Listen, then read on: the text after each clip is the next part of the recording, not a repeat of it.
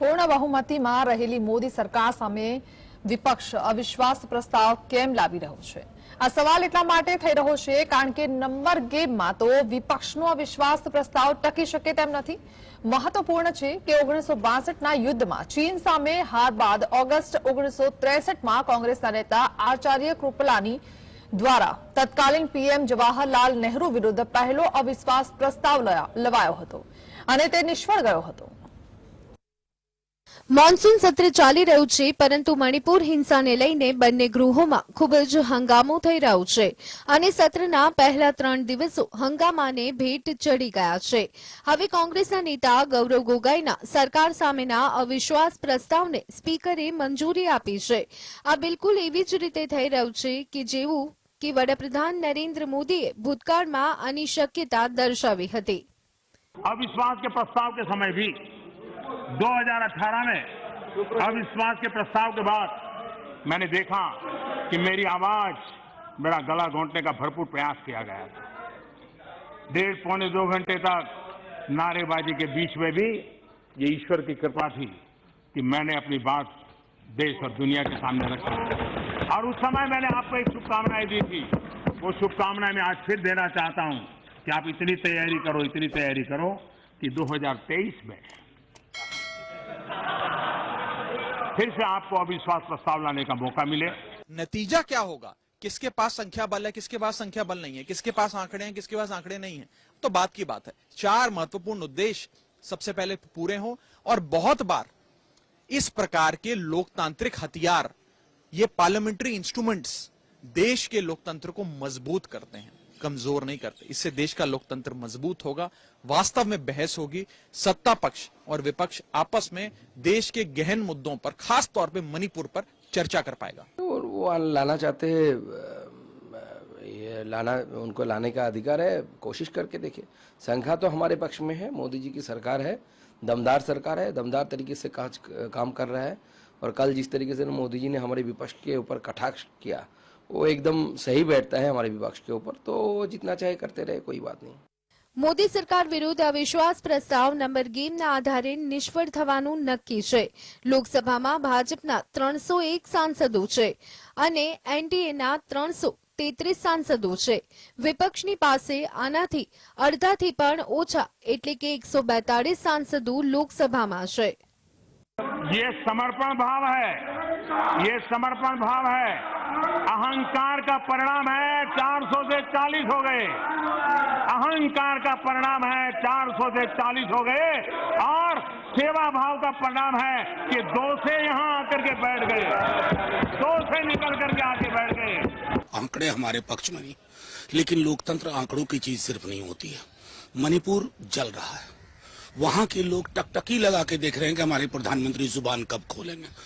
किसी भी और उपकरण से वो जुबान खोल नहीं रहे थे। उंगली की चोट पर ट्वीट करने वाले प्रधानमंत्री मणिपुर में हमारी बहनों के नग्न परेड के बाद भी चुप है। तो शायद अविश्वास प्रस्ताव के बहाने ही उनसे कुछ बुलवाया जा सके, तो यही सबसे बड़ी उपलब्धि होगी। उसी की वजह से ये नो कॉन्फिडेंस मोशन। મણિપુર હિંસા મામલે સંસદમાં વડાપ્રધાન નરેન્દ્ર મોદીના નિવેદન માટે દબાણ બનાવવા માટે વિપક્ષ અવિશ્વાસનો પ્રસ્તાવ લાવી રહ્યો હોવાનું માનવામાં આવે છે। पहली चीज तो यह है, इस नो कॉन्फिडेंस मोशन का उद्देश्य क्या है वो समझ लीजिए। 4 बड़े उद्देश्य हैं। पहला उद्देश्य तो यह है कि सरकार बार बार ये कह रही है कि सरकार बहस चाहती है सदन चलाओ, सरकार बहस चाहती है सदन चलाओ, और विपक्ष हम शोर मचा रहा है इसलिए सदन नहीं चल पा रहा। इस नो कॉन्फिडेंस मोशन के आने के बाद सरकार मजबूर हो जाएगी सदन चलाने पर और इस प्रकार के मनगढ़ंत आरोप हम पर नहीं लगेंगे। वास्तव में सदन चलेगा। 4 दिन बर्बाद हो गए मॉनसून सत्र के। विपक्ष कहता रहा बहस कराओ, बहस कराओ, बहस कराओ, सत्ता पक्ष ने बहस नहीं कराई।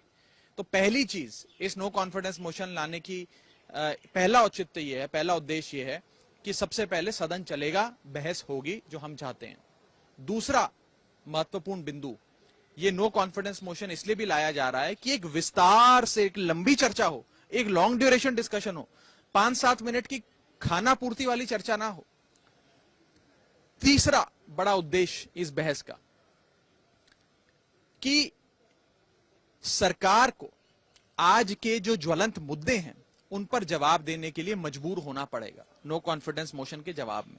और चौथा और बड़ा उद्देश्य ट्रेडिशनली और कन्वेंशनली ये देखा गया है कि नो कॉन्फिडेंस मोशन की समाप्ति के पहले प्रधानमंत्री जी खुद सदन के भीतर आकर नो कॉन्फिडेंस मोशन पे अपने विचार रखते हैं। बार बार हाउस के अंदर ये बोला है, हाउस के बाहर भी पार्टी की तरफ से हम लोगों ने बहुत बार बार बोला है हमारे विपक्ष को कि we are ready to discuss about Manipur, on Manipur, and opposition demand भी कर रहे हैं, we are ready to discuss on the this Manipur issue.